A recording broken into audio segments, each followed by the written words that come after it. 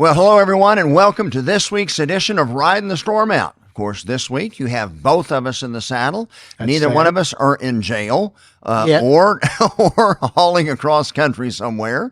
Dan, how are you?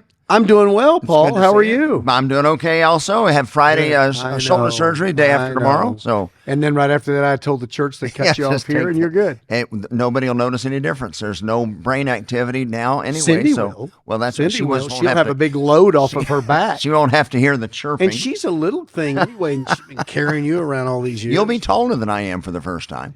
I will be. Exactly. You can lord it over me. So I started to say I'd be smarter, but I'm not sure. Even brain dead, I think would be even. Well, of course, this is Dan Fisher. I am Paul Blair. And together we are trying to wreck this church in record time. No, we're not just our church. Not just our church, but others. Oh, others. We're spreading this virus. If I'm going to go down with the ship, we don't want to be alone. With me That's as I exactly can. Right. Now, what's the topic today? I hear rumors. What are we talking about? Reasons that we think Paul Blair is not going to go to heaven. The problem is there's no way that in one podcast we could even get started. So we're gonna bypass that. It's too easy. There is some evidence that would lead you to conclude that. Tell you, there's all kinds but of the grace of God and the finished work of Jesus is my hope. But you got to remember, even those have limits. So you're a Calvinist? Is that what you're saying? Is that?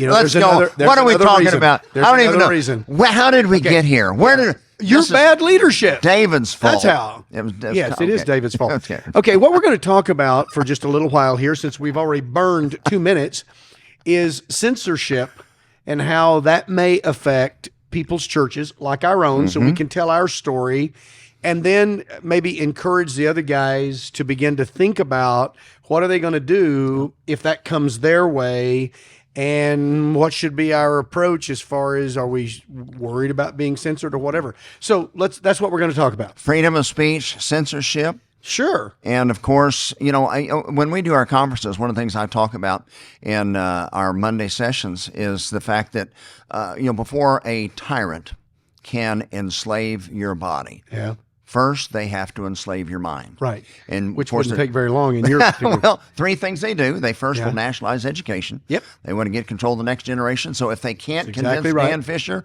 well, eventually Dan Fisher's going to... outlive Dan Fisher. But we get your kids. And if we've got your kids and we've got the next generation after that. Exactly right. And then the second thing they have to do is they have to control the narrative. Because none of us, we live in a huge country. I don't think any of us realize just how big the 48 contiguous United States are huge. Compared to Europe and other parts of the world. Oh, gosh, yeah. But there's no way we can be eyewitnesses to everything. No. So our response, whether we're angry about something or whether we're calm about something, whether we panic and everybody runs to put on masks, which don't stop a vaccine, but because of the constant drumbeat and the narrative, we're convinced that we've got to wear 4 of them now. Of course, fortunately, we never did. No. In fact, I'm thankful that I've never seen you in a mask. You actually I would like to see a mask on you. You would look better in a mask or a muzzle. I'm thinking from here to here mask, though, for you. Not just... here, just some eye slots. Yeah. So jihadi is basically what you no. So anyway, so they must control the narrative, because if they can control our response, then they can literally control us. Yep, that's right. And that's why the public town square freedom of speech is so dangerous to any kind of tyranny. Yeah, because you exactly can't. Right. They can't afford to let you hear the other side of the story. No, of course not. No, and that's why normally the left will not debate us on the facts. So what they will always resort to is throwing stones and trying to destroy your character, your reputation, because they can't actually compete with the facts, because the facts are not on their side. And think about it. That's biblical. You think back, how did they attack Jeremiah? Well, one of the things they did, once they couldn't intimidate him or bully him, they tried to destroy his reputation. Of course. What'd they do with the Apostle Paul? Of course. Oh, he's not really an apostle. He's just out here trying to make a buck. And they tried to destroy him. Right. They can't. Jesus is illegitimate. Exactly. I mean, who is he? You can't win on the debate and on the arguments, on the merits of the arguments. Then you try to destroy the messenger, which is, of course, what they're trying to do. Well, and in our experience, what it has done is it's caused us to realize just how important freedom of speech is and why that founding and then later framing generation were willing to do what they did to try to ensure that if they didn't experience freedom of speech, their children and their grandchildren would. And so we have, of course, have grown up in a land that at least we thought was free, and we've had freedom of speech, and now all of a sudden we're being censored left and right by so-called private companies, but we all know that they're really in bed with the government, vice versa. And so they're really kind of private public, and they're giving them special, meaning the government are giving these companies special privileges because they're claiming to be a platform, but the truth is they're editing. And so they're using the law against us when really they're breaking the law. The government, rather than actually infringing on our rights themselves, because they can't. They're First Amendment stands in the way. They're in partnership with these supposedly public platforms and the private free market, which is not really any more private. No, it isn't. But anyway, they are the ones that are doing the censoring in collusion with the government. And the end is the same. Yeah, and the thing is, there's two statuses. If you have a public platform, you can either allow all opinions to be shared equally as long as they're not immoral or not threatening people's lives, and you don't edit. And then you receive special protection from the government. Or you can claim editing privileges and you don't get all of the special protections, and there's a lot of liability that comes with that. And so what's happening is these platforms are claiming to be fair and open, to be protected from all liability, but then they're also acting like an editor where they're coming in and censoring people's speech. So now how is that? I mean, we kind of have seen over the last 2 or 3 years with Trump and others, and countless millions that have been kicked off Facebook and Twitter and all that kind of stuff. So we all know that there's a personal price, but how does this work with our church? So Paul, why don't you share what happened with us? In fact, it's more than once that it's happened. So share what happened. Well, we are in a constant battle with the social media, and thank the Lord that Elon Musk, at least to this point, it seems like he is genuine, and I hope that he is. I think he believes in free speech. I think he believes in free speech. He's probably not on our side, but he does believe in free speech. But these platforms that enable us to get our message to a larger audience than just our congregation. Sure. Of course, we've been on radio for years, but with social media, with the internet, we're able to literally, in fact, we got a correspondence from somebody in Australia a couple of weeks ago. Literally, we reached around the world. Must have had a lot of time on his hands. Reached around the world. But we've seen, we've been taken off of Facebook. We've had countless things removed from Facebook saying, this violates this or violates that, which is a floating standard that they determine. And then most recently, they're the arbiters. We were using Vimeo. Of course, we're not dumb enough to just have all of our, eggs in one basket. But Vimeo took us down, saying that what we did in one of our last conferences, I think it was Coeur d'Alene, did not meet their standards, and they took us off Vimeo. No, now we've moved over to Rumble. We've got to stay one step ahead of them. But the important thing is that I think we should be encouraged that we must be over the target if we're catching a lot of flack. But we also have to be just downright stubborn and persistent. We've got to be smart that we're getting our message out on multi-levels on different platforms. And then whenever they take us down off something, that just ought to add more fuel to the fire that we're in the right area and just continue to press on. Well, and YouTube has also given us some hard times. And this is not the first time that Vimeo has shut us down. About 3 or 4 years ago, the same thing happens. Now, in this particular instance, we think that they were responding to Dr. Lee Merritt, and that she probably had the audacity to disagree with the CDC. And so what we find incredibly ironic is that here you have doctors with just as much education, with the same degree as those who work for the CDC, and yet the CDC is smarter. So they know more than other doctors. And of course, we won't get into all of this, but there are thousands of medical doctors all over the country that refuse to abide by the CDC guidelines. Consider the Barrington Declaration early on in the pandemic. I mean, this were the most renowned doctors nationally, internationally, and they were immediately attacked, trying to destroy their reputations. And then the message was debunked and taken down as misinformation. Of course. Well, now, 2 years later, we're seeing that no, it actually was exactly right. and we're seeing Pfizer, we're seeing all these companies come out and admit what we knew was correct. Exactly. And if you follow Epic Times, it's almost every day, but every 2 or 3 days, another CDC admission is being made. Well, okay, we didn't really give you the full story on this, so we didn't. And if you remember Dr. Robert Malone, who is the guy that is single-handed, although I'm sure there were many scientists involved, but he's kind of given credit for inventing the mRNA technology. Right. Has been censored, and they've come after him. Doesn't know what he's talking about. No, he's one of the inventors of it, but he doesn't know what he's talking about. Yeah, he's a moron. But if you remember back when, Ben Carson had the audacity at that prayer breakfast with then President Barack Obama to actually speak against Obama's programs. Carson said that he had never been audited by the IRS before that. And just months after that, he was audited 3 different times. So this whole concept of shutting people up. So here we are. We have the audacity to disagree with the government officials. And so what does Vimeo do? Private-public partnership. They shut us down. Permanently. We have been permanently kicked off Vimeo. We will never get back on again. Life sentence. No appeal. That's exactly right. So what, I guess what I would want to ask then is, number one, should pastors be contouring their message to keep from getting kicked off of these, first of all? Let me address that. But let me say this first, because you just triggered this. Think of how vehemently they are attacking the truth tellers. Oh, of course. And just an example, I would not have called Donald Trump a Republican or a conservative 10 years ago. No, I mean, I was not even a Trump fan. I mean, it's like, Donald Trump, rich guy in New York. Yeah, to see him on Loudmouth. too. Yeah, I never watched his show. You're fired. Yeah. I didn't care. I didn't like him or dislike him. I was completely neutral. Sure. Now, I loved his policies and became a supporter. But look at this man that 10 years ago would have been beloved by the liberals. Oh, he was the darling of the media in those days. He's toxic. Oh, they hate his guts. Take a look at Elon Musk. Oh, yeah, just of course. 3 or 4 years ago, he was a hero. Electric cars and Tesla and everything was trendy. Richest man in the world. Now he has the audacity to come out and not trumpet the party line or the company line, and he also is a threat to civilization. Or spend over $40 billion on a company and then has the right to fire individuals, and that's wrong. All of a sudden. Here's what we've got to do.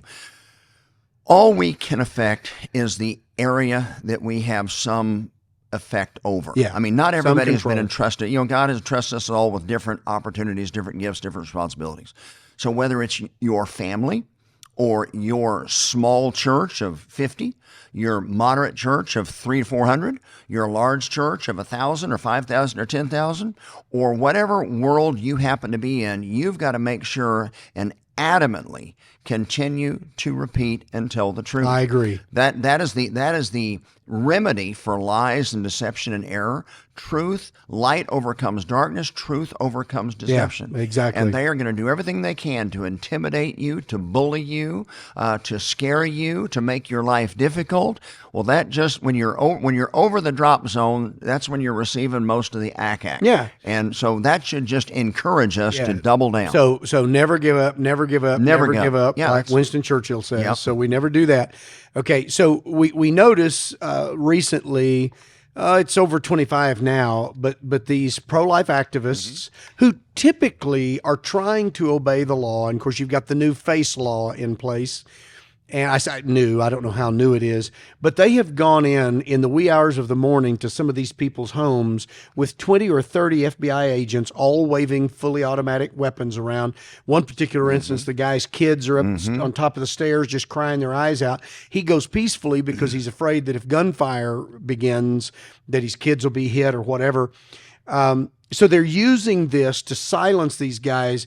And of course, the FACE law, I'm not sure what all the letters stand for, but it's about blocking entrance to an abortion place.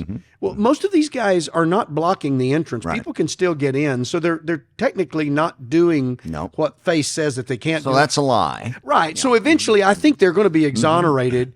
But what are we to do in the face of that kind of thing? Just kind of roll up in a fetal position and say, we'll wait till the government's better? Or go ahead and speak out? I would encourage people that are watching this podcast, go to our website, libertypastors.com, and do a search in our sermons for critical thinking.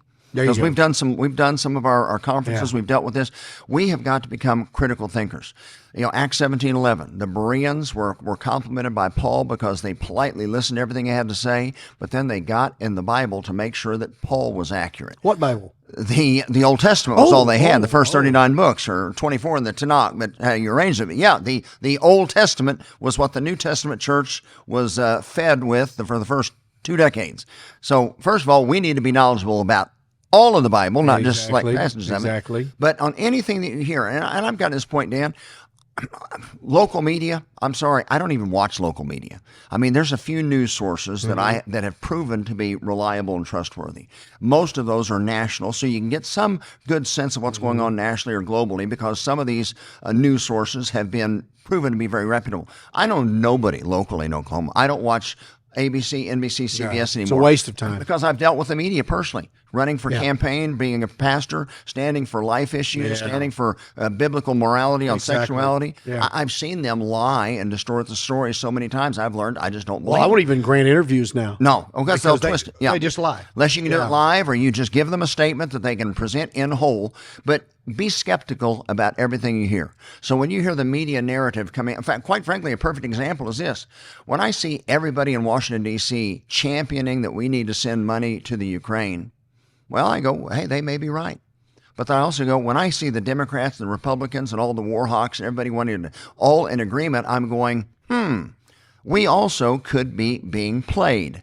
So trust but verify. Yeah. And anymore, it's gotten to the point where you got to verify before you even say anything. No, that's exactly because there's so much misinformation. And the president, for example, I've never seen, and Hillary Clinton a week ago when we all threw up watching her video, I've never seen people so comfortable looking you straight in the eye and lying to you. Yeah. I mean, there's always been deception. There's always been lying. Yeah. But I just am amazed that we have reached the point in our country where we have so lost any fear of God or respect for righteousness that we have these political pragmatists and members of the media that will just look you straight in the face and lie to you as plain as day. Yeah. Or twist your words to where they make you say what you weren't saying. No. So here's what I would say. I would say, number one, the guys must not fear and be afraid of being censored, because if they say enough, they're going to be. That's just the way it is. Second thing I would encourage pastors to do is make sure that you have a backup of all of your recordings, of everything that you might be posting on social media, because one of the things that was good for us is we didn't just count on Vimeo to be our storage facility. We had all of our stuff backed up. We're obsessive. We have it on our own computers as well as in the cloud, as well as exactly. I don't trust any of them. Multiple places, even external hard drive maybe would be a good idea. So save everything and then just be prepared to jump to the next source and maybe start looking at some of these Christian alternatives, or at least conservative alternatives. Like, for instance, PayPal. You know, they said, we didn't mean that $2,500 penalty. Well, now they've just come back out and restated it. We're moving to Cornerstone Processing. There you Nick go. Logan, a Christian. They're a Christian business. We're moving to Cornerstone, all of it. We need to start weaponizing our money. Quit funding this godless business. I was just told by our financial secretary that QuickBooks is now requiring that she tell what everybody makes and all this kind of stuff before they'll do the payroll. So we're looking at an alternative that's a Christian. Your cell phone. We need to. In fact, we're working on a Patriot Mobile. Patriot Mobile. We've got everything back. Done. We're going to announce that. We'll announce that within the next week.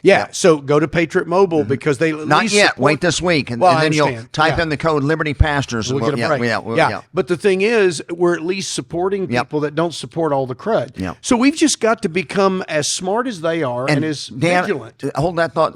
There's been some good pushback because there's a lot of state treasurers now. I know. That are paying attention to the ESG score. That's exactly right. Louisiana leading the way. I love it. Pulling money out of BlackRock, pulling money out of Vanguard. We've got to start weaponizing our money. Christian, we got to be countercultural. We got to have our own economy outside of the corruption. I completely agree. So I would say have a backup. Be prepared. Start supporting as many conservative / Christian businesses, because one of the reasons they don't do so well is we won't support them. Right. We stick with who we've always had. We don't understand those people are taking our money and cutting our own throats. It's easier just to watch Netflix rather than switching over to PureFlix. It is. It's just become easier. Exactly. Well, you know what? Yeah. We need to struggle a little bit, make sure we do it the right thing. Paul, we've got to be somewhat militant, and I don't mean haughty and disagreeable, but we've got to understand here we're in a fight. This is a war, not so much for my opinion or your opinion, but a war for the truth and the soul of this country. And if we don't fight it like a war and we act like we're on a cruise ship instead of a battleship, buddy, we are just nothing more than a walking target. Buddy, you are exactly right. And they're not going to leave us alone. They are not. And quite frankly, they do want to put us in jail. That's exactly right. Well, let me wrap up by saying that I think a good way to see where we are is to go back to the 18th century in the American colonies and see what those guys did, because they understood that they had an enemy, and that enemy was trying to snuff them out. And so they began to be proactive, committees of correspondence, committees of safety, and they had the provincial congresses. When King George was shutting down the Virginia House of Burgesses, Virginia already had a parallel Congress set up, and the other colonies did the same thing. They had the spy rings. I mean, Paul Revere doesn't just show up. He's part of a very integral spy ring that is set up to know what to do. All the Minutemen, Jonas Clark, the pastor there in Lexington, they didn't just happen to have their guns that morning. They'd been drilling and preparing for months. That's exactly right. So I think we just got to begin to think that way. We don't like it, but that's just where we are, Paul.